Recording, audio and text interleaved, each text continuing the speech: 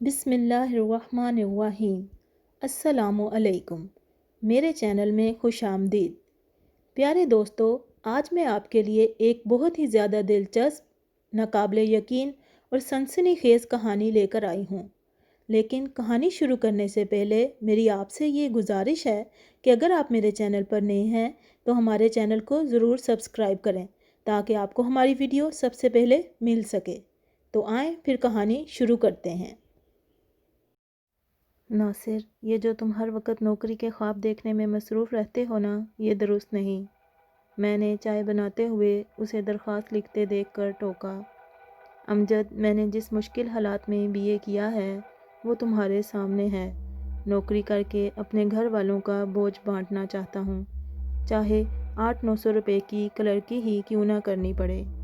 ناصر نے کپ پکڑتے ہوئے بڑے مضبوط ارادے سے مجھے جواب دیا۔ ناصر میرا بہت گہرا دوست تھا، بڑا ملنسار، وقت پر کام آنے والا۔ میں اس کے سارے حالات جانتا تھا۔ باپ ایک پرائیویٹ فرم میں ایجنٹ تھا، 3 جوان بہنیں، 2 چھوٹے بھائی جو ابھی تک زیر تعلیم تھے۔ اوپر سے ناصر کا اپنا بھی بوجھ ابھی تک باپ کے بوڑھے کندھوں پر تھا۔ چائے کا بل حسب روایت میں نے ہی ادا کیا۔ میں اپنے دفتر اور ناصر نوکری کی تلاش میں روانہ ہو گیا۔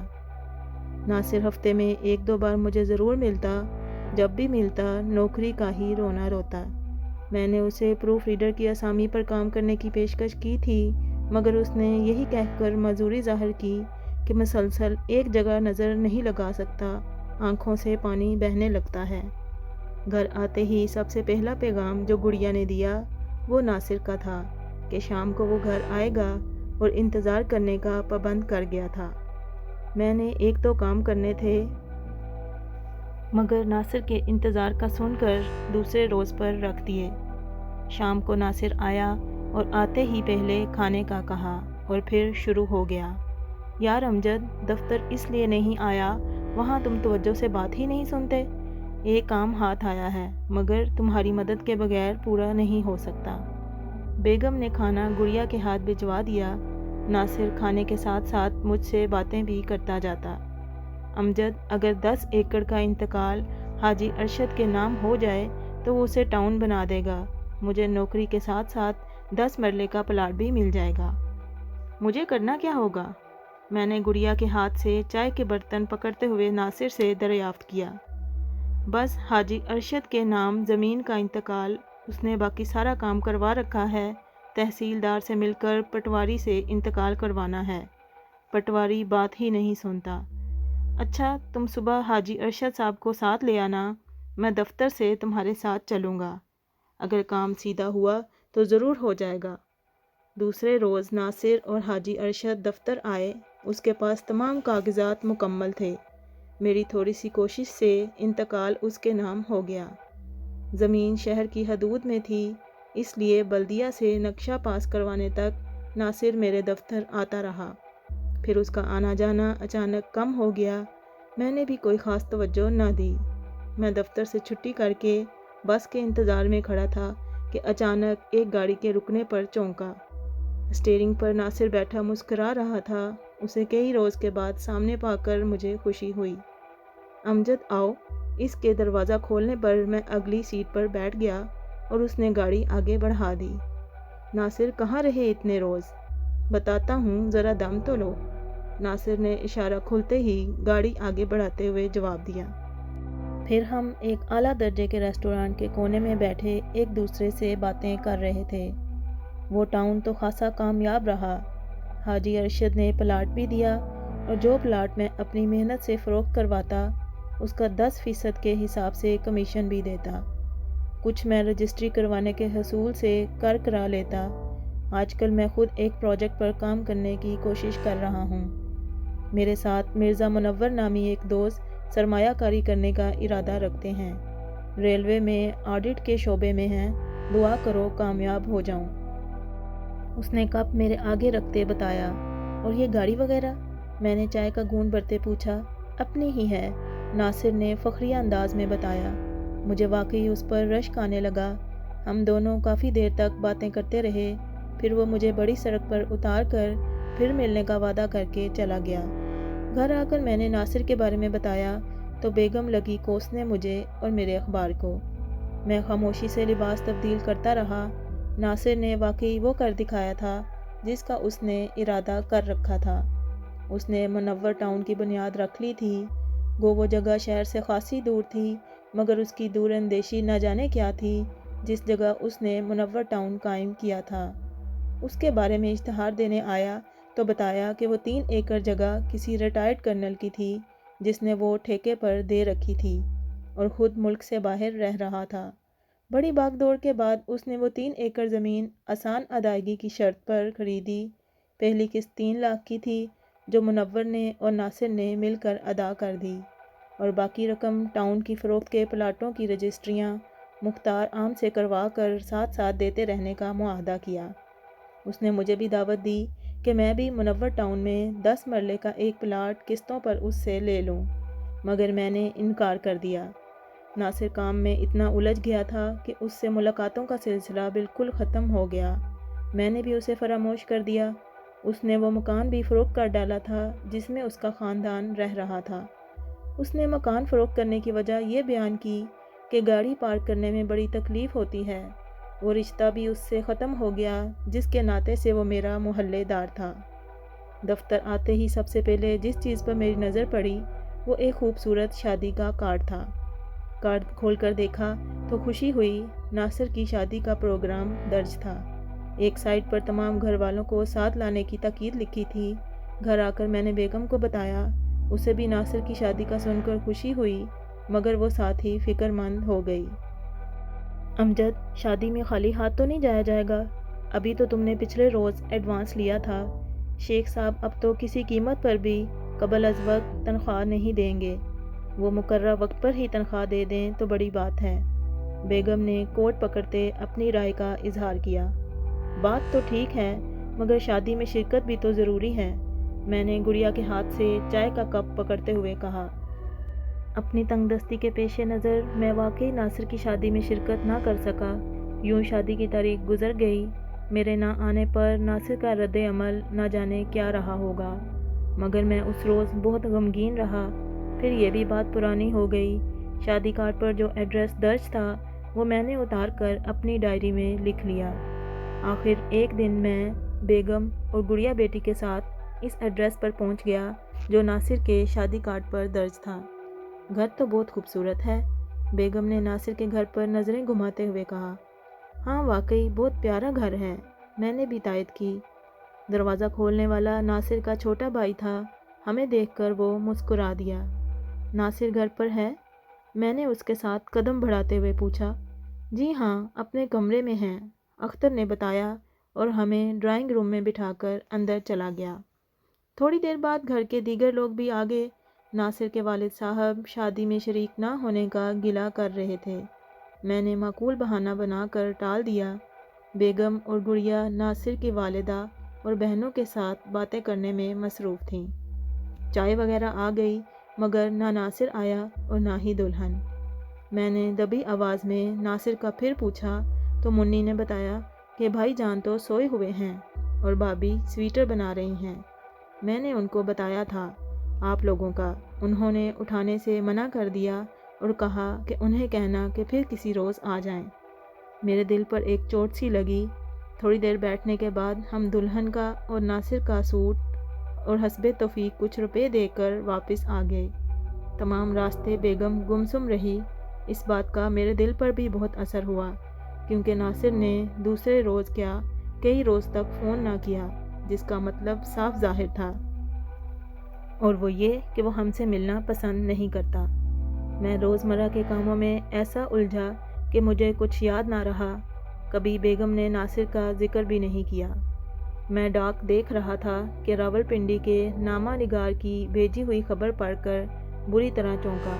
شاید میں اس خبر کو روٹین کی خبروں میں شامل کرتا، مگر خبر کی تفصیل سے پتہ چلتا تھا کہ خبر ناصر کی ہی ہے۔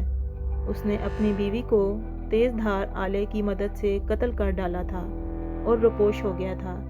پولیس اس کی تلاش میں تھی۔ وہ راولپنڈی کب گیا اس کا مجھے کوئی علم نہ تھا۔ میرے دل کے کسی کونے میں اس کے لیے ہمدردی کی کرن پھر جاگ اٹھی۔ سارا دن میں اس کے لیے پریشان رہا۔ دفتر سے فارغ ہو کر میں گھر جانے کی بجائے اس کے گھر کی طرف چل پڑا جہاں وہ رہتے تھے۔ وہاں سے معلوم ہوا کہ وہ تو کب کے گھر فروخت کر کے پنڈی شفٹ ہو گئے۔ میرے دل میں جو خدشہ غیر یقینی تھا وہ پکا ہو گیا کہ ناصر نے واقعی قتل کر دیا ہے۔ گھر آ کر میں نے بیگم سے بات کی، اس نے بھی اس بات کا کافی اثر لیا۔ کئی روز تک میں پریشان رہا، رہ کر مجھے ناصر کے قاتل ہونے کا یقین نہ آتا، مگر جو ہونا ہوتا ہے وہ ہو کر ہی رہتا ہے۔ مجھے ناصر کے ایڈریس کا علم نہ تھا، ورنہ ضرور رابطہ کرتا۔ ایک ترکیب میرے ذہن میں آئی، وہ یہ کہ نامہ نگار کی وساطت سے ناصر کے کوائف منگوائے جو پنڈی میں مقیم تھا۔ اس نے تھانے سے ناصر کے بارے میں FIR کے مطابق معلومات حاصل کر کے مجھے بھجوائیں۔ اس سے یہ وضاحت ہو گئی کہ واقعی یہ کوئی اور ناصر نہیں۔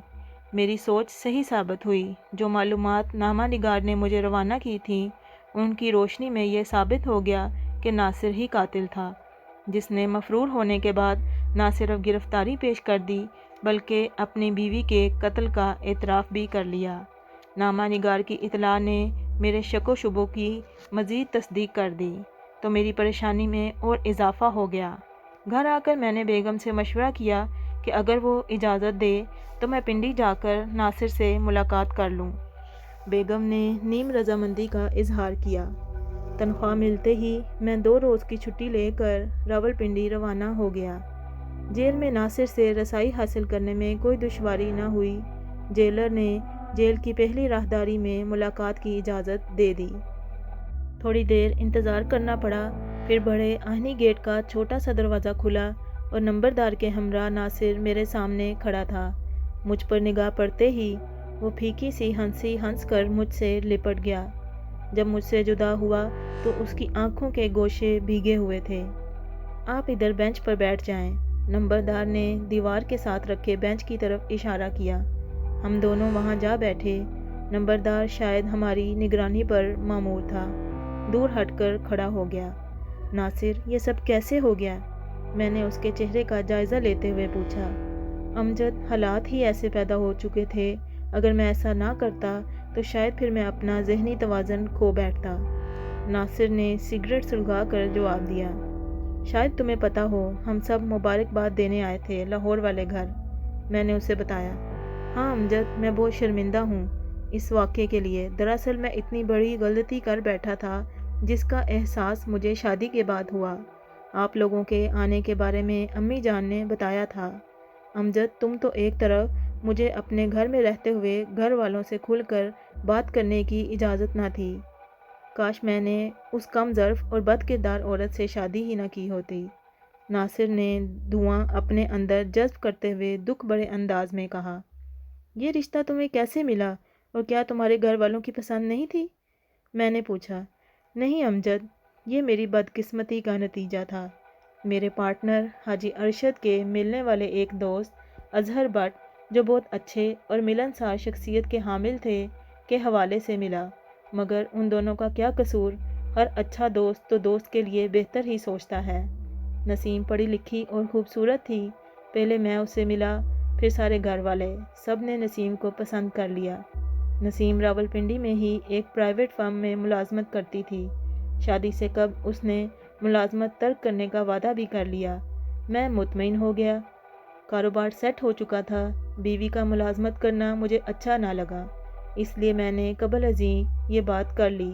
شادی سے کچھ روز قبل اظہر بٹ اور حاجی ارشد نے مجھے دبی زبان میں کہا کہ ناصر، اچھی طرح دیکھ بھال کے شادی کرنا، کیونکہ ہم نسیم کے والدین کو صرف سلام دعا کی حد تک جانتے ہیں، لیکن تمہارا زندگی بھر کا معاملہ ہے۔ نسیم کا جادو میرے سر پر کسی بھوت کے سائے کی طرح سوار تھا۔ میں نے وہ تمام خواب پورے کیے جو ایک مجھ جیسے آدمی کے ہوتے ہیں۔ شادی کے چند روز بعد ہی مجھے احساس ہو گیا کہ یہ شادی مجھے برباد کر کے رکھ دے گی۔ نسیم کی بے دریغ فضول خرچی، میرے گھر والوں کی بات بات پر بے عزتی، میرے یا میرے گھر والوں کے ملنے جلنے والوں سے ایسا رویہ کہ وہ کبھی دوبارہ ہمارے گھر کا رخ نہ کریں۔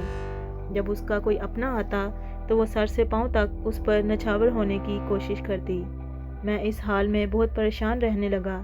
جس بات نے مجھ پر زیادہ گہرا اثر چھوڑا وہ نسیم کا باس تھا سکندر، جو کسی نہ کسی بہانے راولپنڈی سے لاہور آنے جانے کے چکر میں رہتا۔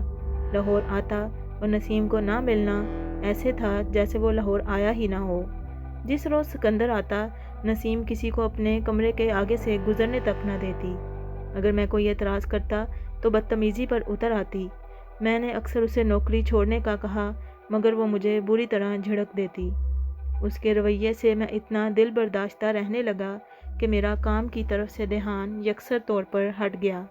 میرے ساتھ کام کرنے والے سارے دوست ایک ایک کر کے مجھے چھوڑ گئے۔ کچھ پیسہ میں نے مکان پر لگا دیا تھا اور کچھ شادی پر خرچ ہو گیا۔ کام ٹھپ ہو گیا تو مجھے مجبوراً ایک دوست کی اسٹیٹ ایجنسی میں نوکری کرنا پڑی۔ ادھر نسیم نے میرا دماغ خراب کر رکھا تھا۔ اس کا اصرار تھا کہ میں لاہور سے پنڈی شفٹ ہو جاؤں۔ پہلے پہل تو میں اسے ٹالتا رہا، پھر آخر میں نے بھی فیصلہ کر لیا۔ والد صاحب سے بات کی تو انہوں نے بھی یہی کہا کہ بیٹا، تمہیں سکھی دیکھنے کی تمنا ہے، اگر بہو کی اسی میں رضامندی ہے تو اس مکان کو فروخت کر کے پنڈی چلے چلتے ہیں۔ یہاں اور وہاں میں کیا فرق ہے؟ امجد، میں نے لاہور والا مکان بھی فروخت کر دیا اور پنڈی آ کر ایک چھوٹا سا مکان خریدا اور یہاں اپنی ایک اسٹیٹ ایجنسی قائم کر لی۔ یہاں میرے ساتھ جو پارٹنر بنا وہ بہت مدبر اور پنڈی کا معروف شخص تھا۔ حسین نام ہے اس کا، وہی میرے کیس کی پیروی کر رہا ہے۔ ہمارا کام چل نکلا، اس کا میرے گھر آنا جانا ہو گیا۔ اس نے نسیم کو دیکھا اور بری طرح چونکا۔ میں اس کی حالت دیکھ کر سمجھ گیا کہ حسین کا اس طرح چونکنا ضرور کوئی بات ہے۔ 2-3 روز تک تو اس نے کوئی بات نہ کی۔ ہم دونوں اس کی گاڑی میں اسلام آباد سے واپس آ رہے تھے کہ اس نے بات چھیڑ دی۔ مجھے اس نے مخاطب کر کے کہا، ناصر، تمہاری بیوی کا نام نسیم ہے نا، اور یہ فلاں کمپنی میں کام کرتی ہے؟ ہاں، مگر آپ یہ سب کیسے جانتے ہیں؟ میں نے اندرونی پریشانی کو دباتے ہوئے جواب دیا۔ ناصر، زیادہ باتیں میں کرنا پسند نہیں کرتا، بس اتنا ہی کہوں گا کہ تم اس کو نوکری سے الگ کرنے کی کوشش کرو۔ ہو سکتا ہے تمہاری بیوی کو یہ بات پسند نہ آئے، مگر بہتری اسی بات میں ہے۔ یہ کہہ کر حسین نے بات ختم کر دی اور مجھے اندرونی اذیت میں مبتلا کر دیا۔ شام کو گھر آ کر میں نے نسیم کو نوکری چھوڑنے کی وارننگ دی، جو اس نے حسب توقع ہوا میں اڑا دی۔ میں آپے سے باہر ہو گیا اور اس کے منہ پر تھپڑ دے مارا۔ بس اسی روز سے ہمارے درمیان عداوت کی دیوار کھڑی ہو گئی۔ نسیم نے مجھ سے ایک گھر میں رہتے ہوئے علیحدگی اختیار کر لی۔ سارے گھر والے انتہائی پریشان تھے۔ امی سارا دن بستر پر پڑی آنسو بہاتی رہتیں۔ تمام چھوٹے بہن بھائی گھر میں سہمے ہوئے پھرتے۔ اس سنگ دل عورت نے میرے گھر کو جہنم بنا کر رکھ دیا تھا۔ میں بے بسی سے رات بھر اوندھے منہ پڑا اپنی قسمت کو کوستا۔ ذرا سی بات ہوتی تو وہ مجھ سے طلاق طلب کرتی۔ اس کے گھر والے اس کا پوری طرح ساتھ دیتے تھے، اس لیے ان سے بات کرنا بے سود تھا۔ سکندر یہاں بھی آزادی کے ساتھ آتا، 2 ٹائم تو اس کے مقرر تھے، لینے آنا اور چھوڑنے آنا۔ جب وہ گاڑی میں بیٹھتی اور اترتی تو دیکھنے والے لوگ ہماری طرف عجیب نظروں سے دیکھتے۔ آتے جاتے مجھے یوں لگتا جیسے سارے محلے کی نظریں میرا تعاقب کر رہی ہوں۔ میں اپنی بیوی کو راہ راست پر نہ لا سکا۔ مجھے مکمل طور پر اپنی بیوی کے کردار کے بارے میں یقین ہو چکا تھا کہ وہ سکندر کے ساتھ مل کر گناہ کی زندگی گزار رہی ہے۔ مجھ سے شادی صرف ایک دکھاوا تھی۔ کئی بار اس نے مجھے دعوت دی تھی کہ سکندر چاہتا ہے کہ تم اس سے مل کر اسٹیٹ ایجنسی قائم کر لو، مگر میں اس کی چال کو خوب سمجھتا تھا کہ وہ ایسا کیوں کرنا چاہتی ہے، تاکہ سکندر کو ملنے جلنے میں اسے کوئی دقت نہ رہے۔ میرے صبر کا پیمانہ لبریز ہو رہا تھا، مگر نسیم اپنی ڈگر سے 1 انچ نہ ہٹی۔ اب اس نے زیادہ تر اپنے ماں باپ کے گھر رہنا شروع کر دیا تھا، جہاں سکندر کے آنے جانے میں کوئی پابندی نہ تھی۔ رات گئے تک وہ نسیم کے ساتھ رہتا۔ میں گھر میں اکیلا پڑا اس کے دیے گھاؤ پر آنسوؤں کی مرہم لگاتا رہتا۔ سکندر میری زندگی میں اور میری بیوی کے ساتھ رہ رہا تھا اور میں بے بس تھا۔ میرے والد اور والدہ نسیم کے گھر گئے اسے راہ راست پر لانے کے لیے، تو اس نے ان بزرگ ہستیوں کا بھی کوئی خیال نہ کیا اور بے عزت کر کے گھر سے نکال دیا۔ امی جان تو روتی ہوئی اندر چلی گئیں، مگر والد صاحب اپنے اوپر ضبط نہ کر سکے اور بے اختیار میرے سامنے رو پڑے۔ بیٹا، اس کو بھولنے کی کوشش کرو، وہ ہمارے لائق نہیں رہی، اب تو اس سے کنارہ کرنا ہی بہتر ہے۔